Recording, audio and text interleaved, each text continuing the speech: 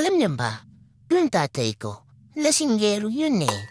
Ang aga-aga umalis para makipagtuma doon sa mga tropa niya sa kanto. Tapos yung nanay ko, ayun, siya ang bida sa kwentuhan. Habang nakataas ang paa, nagmamadyong.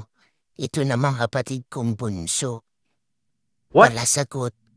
At yung ate ko naman na panganay. 3, Eh, 2, 1. palautos.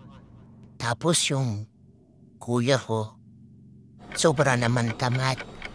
Ay, saklap naman. Alam niyo ba guys, kung anong ginawa ko? Naisip ko, isanla muna sila para mawala naman yung stress ko. Tapos, mag-enjoy naman ako kahit pa paano. O diba? Kaya nga dapat tanggalin ang stress sa life.